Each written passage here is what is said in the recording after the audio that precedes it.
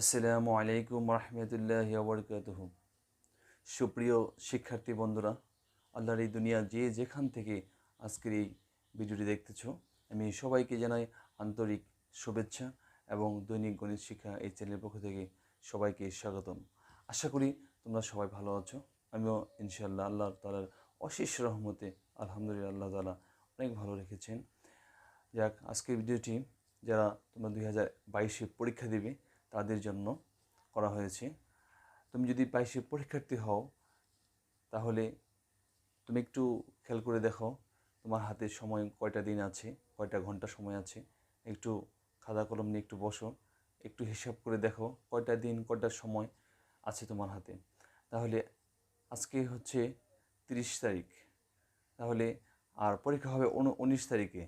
তাহলে সামনে আর বেশি কয়েকটা দিন বাকি নেই, 18-19 দিন সময় বাকি আছে। তাহলে এই কয়েকটা দিন সময়, এতদিন তুমি যেভাবে যাই কিছু করেছো, এখন আজ থেকে তুমি যদি একটা প্রমিস করতে পারো যে আজকে থেকে আমি পরীক্ষার জন্য ভালোভাবে পড়ায় মনোনিবেশ করব, তাহলে অবশ্যই তুমি ভালো করতে পারবে। এই কয়টা দিন যদি ভালোভাবে পড়ো তাহলেও তুমি ভালো করতে পারবে। তো কীভাবে ভালো করতে পারবে তার একটা কৌশল ও টেকনিক রয়েছে নিশ্চয়ই। তো তুমি যদি 22-এ পরীক্ষার্থী হও তাহলে আমি মনে করব যে তুমি আজকে থেকেই পড়ার টেবিলে বসে পড়ো যে আমি পারবো, একটা দৃঢ় একটা মনোবল নিয়ে বসো। যে অধ্যায়টা, যে টপিকটা তোমার কাছে সহজ মনে হয়, তুমি বুঝতেছো, তোমার কাছে কঠিন মনে হচ্ছে না, বুঝতেছো, সেই টপিকটাই আগে শুরু করো। এবং আজকে থেকে তুমি চিন্তা করবে যে আমি 8 ঘন্টার সময় আমি পড়ার টেবিলে দিব। সব কিছু বাদ দিয়ে আজকে থেকে আমি পুরো 8 ঘন্টার সময় পড়ার টেবিলে বই নিয়ে থাকবো, পড়বো। সকাল বিকাল রাত সব মিলিয়ে আমি 8 ঘন্টার সময় পড়বো। তাহলে অবশ্যই তুমি পারবে।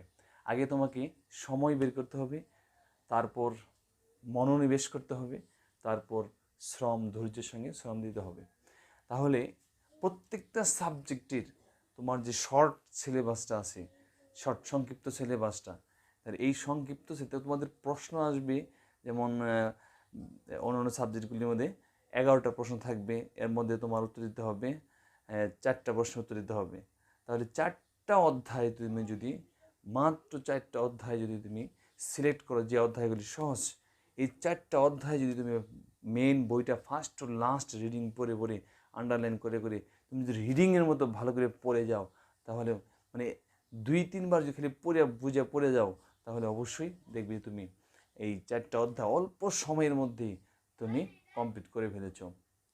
তুমি এই 8 ঘন্টা সময় আজকে থেকে দেওয়ার পরে তুমি দেখো প্রত্যেকটা অধ্যায় যদি তুমি 1টা ঘন্টা 2টা ঘন্টা সময় যদি এই অধ্যায়ের মধ্যে তুমি সময় দাও, তাহলে তোমার অবশ্যই সেখানে জানবার বুঝবার কিছু আশা করি থাকবে না। তাহলে সেখানে কমন নিশ্চিত তোমার কমন পড়বে। তাহলে তুমি দৈনিক 8 ঘন্টার সময় বের করে, আজকে থেকে 8 ঘন্টা সময় বের করে প্রত্যেকটা সাবজেক্ট তুমি ভালো করে মনোনিবেশ করো।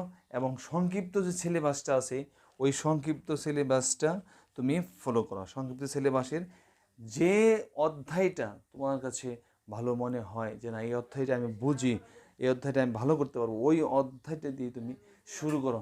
তাহলে অবশ্যই তুমি ভালো করতে পারবে আশা করি। আর তুমি স্বাস্থ্যের প্রতি তোমাকে যত্ন নিতে হবে, যেন খাওয়া দাওয়া, কারণ মানসিক সুস্থতা না থাকলে তারপর ওই পড়ার টেবিলে বসে পড়ার প্রতি মনোযোগ আসে না। তাহলে তোমাকে সুস্থ থাকতে হবে, সময় মতো টাইমলি তোমাকে খেতে হবে, এবং টাইমলি তোমাকে নামাজ, গোসল, ওযু ইত্যাদি, অর্থাৎ একটু ঘোরাফেরাও করতে হবে, মন মানসিকতাটা ভালো থাকে। তাহলে অবশ্যই তুমি ভালো করতে পারবে আশা করি। আর যেহেতু তুমি এই গণিত প্রতিদিন তুমি যে অধ্যায়গুলি তোমার কাছে সহজ ইজি মনে হয়, ওই অধ্যায়গুলি তুমি 4টা অধ্যায় তুমি ভালোভাবে শুরু করতে পারো। যেমন বীজগণিত রাশি, বীজগণিত অধ্যায় 3, এটা সহজ, এটা তুমি করতে পারো। যেমন সূচক লাগাই দাম, এটা সহজ। তারপরে তোমার এই পরিসংখ্যানটা সহজ। এরকম তোমার কাছে যেটা সহজ মনে হয় সেই অধ্যায়টা তুমি প্রত্যেকটা দিন তুমি 2টা 4টা 5টা করে অঙ্ক নিজে নিজে করো। বুঝো আর না বুঝো নিজে করতে থাকো, এক সময় আস্তে আস্তে তুমি বুঝে ফেলছো। আর প্রত্যেকটা অধ্যায়ের নৈবিত্তিকের জন্য তোমার মেইন বইটা আন্ডারলাইন করে করে সেখানে শিখতে থাকো। মেইন বইটার থেকে যদি তুমি দাগায় দাগায় পড়ো তাহলে অবশ্যই নৈবিত্তিক তোমার কমন পড়বি। 30টা নৈবিত্তিক থাকে, এর মধ্যে 15টা দিতে হবে। তাহলে এটা তুমি নিশ্চিত ভালো করতে পারবা। ওই অধ্যায়টা যদি তুমি ভালোভাবে মেইন বইটা পড়তে পারো, তাহলে মেইন বই থেকে পড়লে অবশ্যই এটা কমন পড়বি ইনশাআল্লাহ। তাহলে তুমি সৃজনশীল প্রশ্নের জন্য এবং এই এর জন্য নৈবিত্তিকের জন্য তুমি মেইন বইটার প্রত্যেকটা অধ্যায়ের, অর্থাৎ তোমার কাছে যেটা সহজ মনে হয় শর্ট সিলেবাসের অধ্যায়গুলি একবার করে হলেও তুমি রিডিংয়ের মতো করে পড়ে যাও। একবার করে হলেও সম্পূর্ণ বইটা তুমি রিডিং পড়ে শেষ করো, ঠিক আছে? তাহলে অবশ্যই আশা করি তুমি পারবে। তাহলে এই যে সময়টুকু আছে আজকে থেকে তুমি পড়ার টেবিলে বসে পড়ো এবং 8 ঘন্টার সময় তুমি ব্যয় করো। একটা বই 1 ঘন্টা করে সময় দাও, একটা অধ্যায় 1 ঘন্টা করে সময় দাও। সময় দিয়ে দেখো কতটুকু অ্যাডভান্স হয়ে যাবে। আশা করি তুমি যদি এইভাবে সময় দিতে পারো তাহলে তোমার কোনো টেনশন থাকবে। টেনশন যদি না পড়ো তাহলে টেনশন আস্তে আস্তে বৃদ্ধি পায়, আর যখন তুমি সময় দিবে পড়বে তোমার টেনশনটা অলরেডি আস্তে আস্তে কমতে থাকবে, ঠিক আছে? এই কয়েকটা দিনের জন্য তুমি যদি একটা রুটিন করে ফেলতে পারো। আর একটা কথা আছে যে মাঝি ছাড়া নৌকা আর রুটিন ছাড়া স্টুডেন্ট, এটা আসলে ঠিক নেই। মাঝি ছাড়া নৌকা যেমন কোন ঘাটে গিয়ে ঠেকবে বলা যায় না, তেমনি রুটিন ছাড়া একটা স্টুডেন্ট কোথায় কী করবে, কী রেজাল্ট হবে এটা বলা যায় না। তেমনিভাবে তুমি এই কয়েকদিনের জন্য একটা রুটিন যদি করে ফেলতে পারো তাহলে অবশ্যই এই রুটিনটা যদি 8 ঘন্টার সময় তুমি প্রত্যেক দিন দিতে পারো তাহলে 8 ঘন্টা সময় দেওয়ার কারণে তুমি নিশ্চিত তোমার পরীক্ষার টেনশনও চলে যাবে এবং তুমি নিশ্চিত ভালো একটা রেজাল্ট করতে পারবে। অন্তত পাস নাম্বার তোলা তোমার কাছে কোনো ব্যাপারই হবে না। আর পরীক্ষা হলে তুমি যাবে যে হাসি খুশি সুন্দর ফ্রেশ মন নিয়ে যাবে এবং যারা তোমার পরীক্ষার্থী আশেপাশে রয়েছে তাদের সঙ্গে সুন্দর ভালো আচরণ করবে, মা বাবার সঙ্গে ভালো আচরণ করবে, শিক্ষকদের দোয়া নেবে, মা বাবার দোয়া নেবে, যদি তোমার পরীক্ষা হলে যাবে। আশা করি যদি আজকে থেকে এই 8 ঘন্টার সময় রীতিমতো তুমি দিতে পারো তাহলে অবশ্যই তুমি ভালো করবে।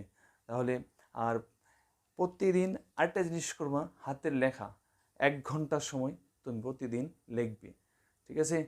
হাতের লেখাটা লাইন সোজা, শব্দ থেকে শব্দ ফাঁক, লাইন থেকে লাইন ফাঁক, এরকম যে নিয়মাবলীটা আছে এটা ফলো করে প্রতিদিন তুমি 1 ঘন্টা সময় দাও হাতের লেখার জন্য। তাহলে দেখবে যে পরীক্ষার আগে তোমার লেখাটা স্পিড হয়ে গেছে এবং কি চালু হয়ে গেছে এবং লেখাটা সুন্দর হয়ে গেছে। তাহলে তুমি ভালো মার্কসটাও পেয়ে যাবে। তাহলে তোমার এসএসসি পরীক্ষা দিতে যারা তোমরা পরীক্ষা নিয়ে টেনশন করতেছো এবং পরীক্ষা নিয়ে চিন্তিত, আশা করি তোমাদের আর চিন্তার কোনো কারণ নেই। তোমরা আজকে থেকে পড়ার টেবিলে বসে পড়ো, আশা করি তুমি ভালো করবে ইনশাআল্লাহ। তো ভালো থাকো, সুন্দর থাকো, সুস্থ থাকো, সকলে সুস্বাস্থ্য এবং দীর্ঘায়ু কামনা করি। আজকের মধ্যে এখানে শেষ করছি। তারা দৈনিক গণিত শিখে চ্যানেলটি এখন সাবস্ক্রাইব করি, প্লিজ দৈনিক গণিত শিখে চ্যানেলটি সাবস্ক্রাইব করো এবং ভিডিওটি তোমার বেশি বেশি তোমার বন্ধুদের শেয়ার করে দাও এবং লাইক কমেন্টস দিয়ে আমাদের পাশেই থাকো। ধন্যবাদ সবাইকে, দেখা হবে পরবর্তী ভিডিও। আল্লাহ হাফিজ, আসসালামু আলাইকুম ওয়া রাহমাতুল্লাহি ওয়া বারাকাতুহু।